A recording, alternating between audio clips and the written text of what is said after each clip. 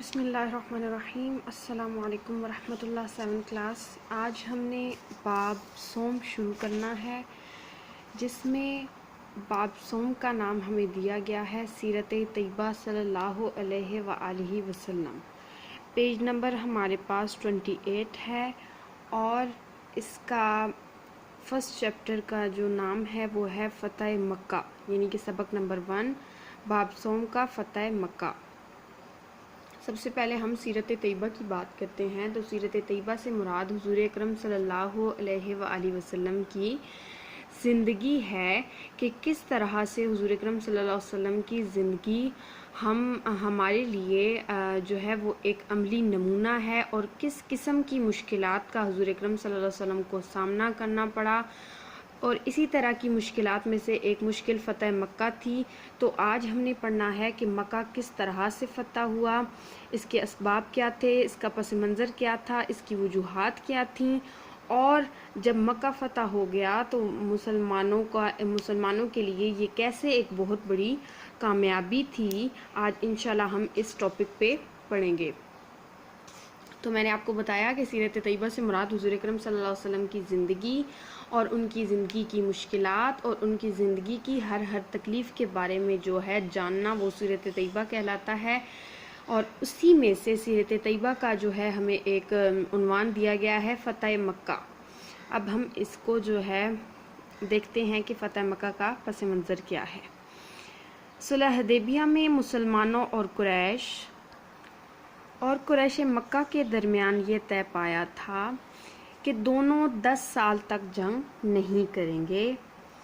عرب قبائل جس فریق کے ساتھ ملنا چاہیں مل جائیں۔ قبیلہ بنو خزاعیہ مسلمانوں کا حلیف بن گیا، جبکہ بنو بکر نے قریش مکہ کے ساتھ معاہدہ کر لیا۔ تو سب سے پہلے ہمیں بتایا جا رہا ہے کہ جو صلح حدیبیہ معاہدہ ہوا تھا، اس میں یہ بھی طے پایا تھا کہ مسلمان اور جو قریش ہیں یہ 10 سال تک آپس میں جنگ نہیں کریں گے، اور جو عرب کے باقی قبائل ہیں ان کی اپنی مرضی ہے کہ وہ جس سے الحاق کرنا چاہیں، جس کے ساتھ شامل ہونا چاہیں وہ شامل ہو سکتے ہیں۔ عرب کا جو قبیلہ تھا بنو خزاعیہ، انہوں نے مسلمانوں کا ساتھ دیا، جبکہ جو دوسرا قبیلہ تھا بنو بکر، انہوں نے قریش کا ساتھ دیا اور ان کے ساتھ معاہدہ کر لیا۔ پرانی دشمنی کی بنا پر بنو بکر نے بنو خزاعیہ پر رات کی تاریکی میں حملہ کر دیا، یعنی کہ جو بنو بکر قبیلہ تھا جنہوں نے قریش کے ساتھ معاہدہ کیا تھا، انہوں نے رات کی تاریکی میں جو ہے بنو خزاعیہ پر کیا کر دیا، حملہ کر دیا، اور بنو خزاعیہ نے مجبوراً خانہ کعبہ میں پناہ لی، لیکن بنو بکر نے حرم میں داخل ہو کر بنو خزاعیہ کا خون بہایا، اور قریش مکہ نے بنو بکر کا بھرپور ساتھ دیا۔ یعنی کہ بنو خزاعیہ جو قبیلہ تھا وہ اس حملے کے لیے بالکل تیار نہیں تھے، تو اسی لیے مجبوراً انہیں خانہ کعبہ میں پناہ لینی پڑی، لیکن پھر بھی جو بنو بکر قبیلے والے تھے انہوں نے حرم میں داخل ہو کر ان قبیلے والوں کا، یعنی کہ بنو خزاعیہ کے لوگوں کا خون بہایا، اور جو قریش مکہ تھے انہوں نے ان کا بھرپور ساتھ دیا، جبکہ وہ یہ معاہدہ کر چکے تھے کہ 10 سال تک جنگ نہیں ہوگی۔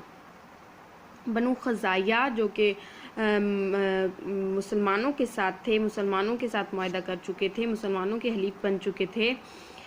ان کے ایک وفد نے رسول اللہ صلی اللہ علیہ وسلم کی خدمت میں حاضر ہو کر عرض کی کہ قریش اور بنو بکر نے معاہدے کی خلاف ورزی کی ہے اور خانہ کعبہ کی حرمت کا بھی خیال نہیں رکھا۔ آپ صلی اللہ علیہ وآلہ وسلم کے ہم حلیف ہیں، تو آپ صلی اللہ علیہ وآلہ وسلم ہماری مدد کریں۔ تو اس پر نبی اکرم صلی اللہ علیہ وآلہ وسلم نے حضرت زمرہ رضی اللہ تعالیٰ عنہ جو تھے ان کو جو ہے قریش مکہ کی طرف بھیجا، اور درج ذیل 3 شرائط پیش کیں کہ ان میں سے کسی ایک کو اختیار کر لیں تاکہ تمام جو ہے وہ حجت ہو جائے۔ سب سے پہلی شرط جو تھی وہ کیا تھی کہ بنو خزاعیہ کے مقتولین کا خون بہا دیا جائے، یعنی کہ بنو بکر اور قریش مکہ نے جس طرح سے بنو خزاعیہ کے لوگوں کا خون بہایا ہے، ان مقتولین کا جو ہے وہ خون بہا دیا جائے، ان کا بدلہ جو ہے وہ خون بہا، یعنی کہ قیمتیں ادا کی جائیں، ہر ایک شخص کے خون کی قیمت ادا کی جائے، خون بہا اسے کہا جاتا ہے، خون بہا ادا کیا جائے۔ یا بنو بکر کی حمایت سے دستبردار ہو جائیں، یعنی کہ بنو بکر نے قریش مکہ سے معاہدہ کر لیا تھا، ان کے حلیف بن گئے تھے، تو بنو بکر سے جو ہے وہ قریش مکہ والے دستبردار ہو جائیں، یا جو معاہدہ صلح حدیبیہ ہوا تھا اس کو ختم کرنے کا